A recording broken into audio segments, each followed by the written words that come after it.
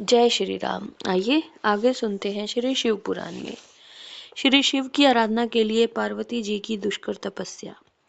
ब्रह्मा जी ने कहा, देव ऋषि तुम्हारे चले जाने पर प्रफुल्लित हुई पार्वती ने महादेव जी की तपस्या से ही साध्य माना और तपस्या के लिए मन में निश्चय किया। तब उन्होंने अपनी सखी जया और विजय के द्वारा पिता हिमाचल और माता मैना से आज्ञा मांगी। पिता ने तो स्वीकार कर लिया, परंतु माता मैना ने स्नेहवश अनेक प्रकार से समझाया और घर से दूर वन में जाकर तप करने से पुत्री को रोका। मैना ने तपस्या के लिए वन में जाने से रोकते हुए ऊ माँ बाहर ना जाओ ऐसा कहा, इसलिए उस समय शिवा का नाम उमा हो गया। मुने शैलराज की प्यारी पत्नी मैना ने रोकने से शिवा को दुखी हुई जानकर अपना विचार बदल दिया और पार्वती को तपस्या के लिए जाने की आज्ञा दे दी। मुनि श्रेष्ठ माता की आज्ञा पाकर उत्तम व्रत का पालन करने वाली पार्वती ने भगवान शंकर का स्मरण करके अपने मन में बड़े सुख का अनुभव किया। माता पिता को प्रसन्नता पूर्वक प्रणाम करके शिव के स्मरण पूर्वक दोनों सखियों के साथ वे तपस्या करने के लिए चली गई। अनेक प्रकार के प्रिय वस्त्रों का परित्याग करके पार्वती ने कटी प्रदेश में सुंदर मूंज की मेखला बांध शीघ्र ही वल्कल धारण कर लिया। हार का परिहार करके उत्तम मृगचम को हृदय से लगाया। तत्पश्चात तपस्या के लिए गंगा अवतरण तीर्थ की ओर चली, जहाँ ध्यान लगाते हुए भगवान शंकर ने कामदेव को दग्ध किया था।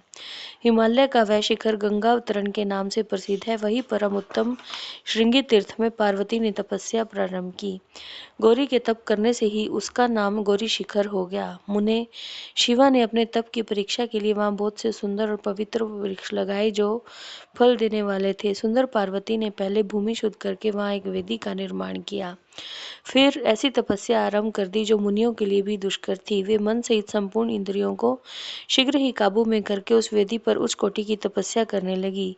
ग्रीष्म ऋतु में अपने चारों ओर दिन रात आग जलाए रखकर वे बीच में बैठती और निरंतर पंचाक्षर मंत्र का जाप करती रहती। वर्षा ऋतु में वेदी पर सुस्थिर आसन से बैठकर किसी पत्थर की चट्टान पर आसन लगाकर वे निरंतर वर्षा की जलधारा से भीगती रहती थी।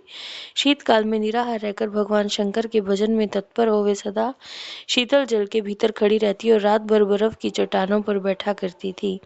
इस प्रकार तप करती हुई पंचाक्षर मंत्र के जप में संलग्न हो शिवा संपूर्ण मनोवांछित फलों के दाता शिव का ध्यान करती थी। प्रतिदिन अवकाश मिलने पर वे सखियों के साथ अपने लगाए हुए वृक्षों को प्रसन्नता पूर्वक सींचती और वहां पधारे हुए अतिथि का आतिथ्य सत्कार भी करती थी।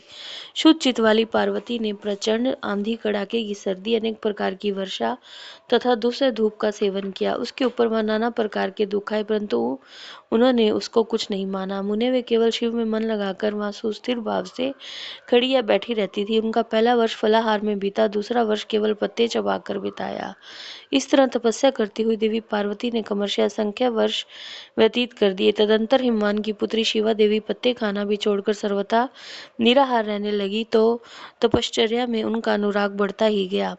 हिमाचल पुत्री शिवा ने भोजन के लिए पर्ण का भी परित्याग कर दिया, इसलिए देवताओं ने उनका नाम अपर्णा रख दिया। इसके बाद पार्वती भगवान शिव के स्मरण पूर्वक एक पैर से खड़ी हो पंचाक्षर मंत्र का जप करती हुई बड़ी भारी तपस्या करने लगी। उनके अंग चीर और वल्कल से ढके थे। वे मस्तक पर जटाओं का समूह धारण किए रहती थी। इस प्रकार शिव के चिंतन में लगी हुई पार्वती ने अपनी तपस्या के द्वारा मुनियों को जीत लिया। उस तपोवन में महेश्वर के चिंतन पूर्वक तपस्या करती हुई काली के 3000 वर्ष बीत गए। तदंतर जहाँ महादेव जी ने 60,000 वर्षों तक तप किया था, उस स्थान पर क्षण भर ठहरकर शिवा देवी इस प्रकार चिंता करने लगी, क्या महादेव जी इस समय यह नहीं जानते कि मैं उनके लिए नियमों के पालन में तत्पर हो तपस्या कर रही हूँ? फिर क्या कारण है कि सुदीर्घ काल से तपस्या में लगी हुई मुझ सेविका के पास वे नहीं आए? लोक में वेद में मुनियों द्वारा सदा गिरीश की महिमा का गान किया जाता है। सब यही कहते हैं कि भगवान शंकर सर्वज्ञ, सर्वात्मा, सर्वदर्शी, समस्त ऐश्वर्यों के दाता, दिव्य शक्ति संपन्न, सबके मनोभावों को समझ लेने वाले, भक्तों को उनकी अभिष्ट वस्तु देने वाले और सदा समस्त क्लेशों का निवारण करने वाले हैं। यदि मैं समस्त कामनाओं का परित्याग करके भगवान वृषध्वज में अनुरक्त हुई हूँ, तो वे कल्याणकारी भगवान शिव यहाँ मुझ पर प्रसन्न हो। यदि मैंने नारद तंत्रोक्त शिव पंचाक्षर मंत्र का सदा उत्तम भक्ति भाव से विधि पूर्वक जप किया हो, तो भगवान शंकर मुझ पर प्रसन्न हो। यदि मैं सर्वेश्वर शिव की भक्ति से युक्त निरंकार निर्विकार हूँ, तो भगवान शंकर मुझ पर अत्यंत प्रसन्न हो। इस तरह नित्य चिंतन करती हुई जटा वल्कल धारिणी निर्विकारा पार्वती मुनीचे किए सुदीर्घ काल तक तपस्या में लगी रही। उन्होंने ऐसी तपस्या की जो मुनियों के लिए भी दुष्कर थी। वहां उस तपस्या का स्मरण करके पुरुषों को बड़ा विस्मय हुआ। मैं ऋषि पार्वती की तपस्या का जो दूसरा प्रभाव पड़ा था उसे भी इस समय सुनो। जगदम्बा पार्वती का वह महान तप परम आश्चर्यजनक था, जो संभवतः एक दूसरे के विरोधी थे। ऐसे प्राणी भी उस आश्रम के पास जाकर उनकी तपस्या के प्रभाव से विरोध रहित हो जाते थे। सिंह तथा गाय आदि सदा राग आदि दोषों से संयुक्त रहने वाले पशु भी पार्वती के तप की महिमा से वहां परस्पर बाधा नहीं पहुंचाते थे। मुनि श्रेष्ठ, इसके अतिरिक्त जो स्वभाव से एक दूसरे के वैरी हैं, वे चूहा बिल्ली आदि दूसरे दूसरे जीव भी उस आश्रम पर कभी रोष आदि विकारों से युक्त नहीं होते थे। वहां के सभी वृक्षों में सदा फल लगे रहते थे।